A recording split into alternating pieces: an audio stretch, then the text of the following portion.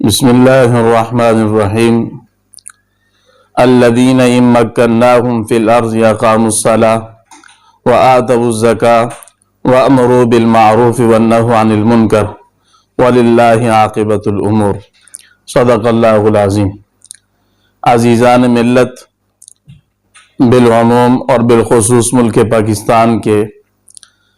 ہمارے مسلمان اور صاحب اقتدار لوگوں، 8 فروری 2024 کا الیکشن اپنے اختتام پذیر ہو چکا ہے۔ ہمیں معلوم نہیں فی الوقت ختمی نتائج کیا ہیں، جو غیر ختمی غیر سرکاری نتائج دیکھنے میں آ رہے ہیں۔ بہرحال ہماری غرض ان تمام لوگوں سے ہے جو اس الیکشن میں کامیاب ہو کر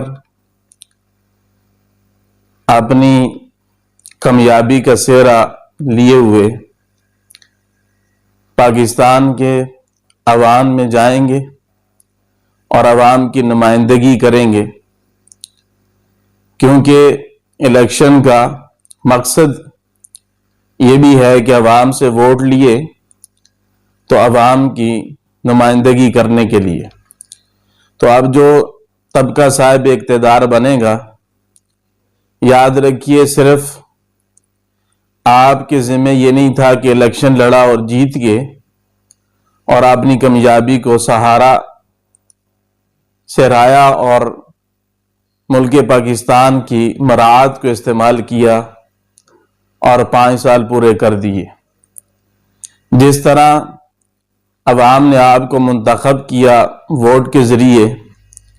اور اپنی ذمہ داریاں آپ کے سر پر چھوڑیں، یاد رکھیے اسی طرح دینی اور شرعی اعتبار سے بھی آپ کے سروں پر بہت ساری ذمہ داریاں عائد ہوتی ہیں۔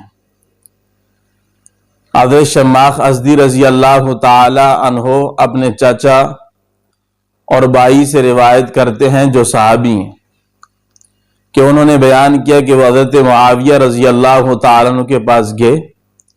اور کہا کہ میں نے رسول اللہ صلی اللہ علیہ وسلم کو یہ فرماتے ہوئے سنا ہے کہ جس شخص کو کسی کام پر مامور کیا گیا، پھر اس نے اپنے دروازے مسلمانوں کے لیے یا مظلوم یا حاجت مندوں کے لیے بند کر دیے، تو اللہ تعالی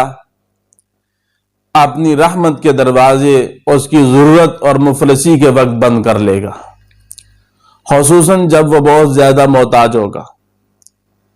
اسی طرح سورہ حج کی 41ویں آیت جو میں نے تلاوت کی ہے، رب کریم ارشاد فرماتے ہیں کہ وہ لوگ کہ اگر ہم انہیں زمین میں اقتدار دیں تو وہ نماز قائم کریں اور زکوٰۃ ادا کریں، لوگوں کو بھلائی کا حکم دیں اور برائی سے منع کریں۔ تو میرے بھائیوں، خصوصاً صاحب اقتدار طبقہ جو الیکشن میں کامیابی حاصل کر کے اب قوم کے رہنما بن کے قومی اور صوبائی اسمبلی کی سیٹوں پر جائیں گے، تو آپ کے ذمہ یہ فریضہ ہے۔ پہلا فریضہ حدیث مبارکہ کے مطابق کہ آپ نے مظلوموں اور حاجت مندوں کے لیے اپنے دروازے بند نہیں کرنے۔ اب 5 سال آپ نے ملک پاکستان کی عوام کا خادم بن کر خدمت کرنی ہے، اور جن لوگوں نے آپ کو پر امید ہو کر ووٹ دیے ہیں، ان لوگوں کے حقوق کو بجا لانا ہے، ان کے ہر طرح کی رعایت رکھنی ہے۔ اس طرح قرآن کی آیت سورہ حج کی 41ویں آیت میں جو ہے کہ جن لوگوں کو اللہ نے اقتدار دیا ہے، تو اب آپ میں سے بھی جو لوگ جیت کر کامیاب ہو کر صاحب اقتدار ہو چکے ہیں، ان کو کرسی مل جائے گی، تو ان کے لیے بھی ہے کہ اقاموا الصلاۃ وآتوا الزکاۃ، کہ وہ نماز کو قائم کروائیں، زکوٰۃ ادا کروائیں، بھلائی کا حکم دیں اور برائی سے منع کریں۔ تو ابھی آپ کی ذمہ داری میں کہ آپ خود بھی نمازی بنیں اور اپنے طبقے میں جہاں تک آپ کی طاقت اور وسعت ہو سکتی ہے وہاں بھی لوگوں کو نماز پر جو ہے لگایا جائے۔ آپ کے رہنے والی جگہ پر، آپ کے حلقہ میں، آپ کا حلقہ آپ کے قبضہ میں ہے، مارکیٹیں، دکانیں اور بازار نماز کے وقتوں میں بند کروائے جائیں، اور دینی کاموں اور دینی حلقوں کو آپ اپنی سرپرستی میں لے کر ان کو آگے چلیں، تاکہ یہ آپ کی ذمہ داری بھی آپ کے سر سے پوری ہونی چاہیے۔ تو دراصل اسلامی مملکت سے مراد کسی زمین کا وہ حصہ ہے جہاں اسلامی قوانین نافذ ہوں۔ اب آپ جب ایک ملک پاکستان جو زمین ہے اس پر آپ کو اقتدار حاصل ہو چکا ہے، تو اب تمام جماعتیں جو کامیاب ہو کر اقتدار کا حصہ بن رہی ہیں، اسلام کا نفاذ، شریعت کے اصولوں کا نفاذ، قرآن کا نفاذ، حدیث کا نفاذ، اس طرح عدالتی نظام کا استحکام اور ان کو قرآن و سنت کے مطابق لانا، سودی نظام کو ختم کرنا، اور اس موجودہ مروجہ ایک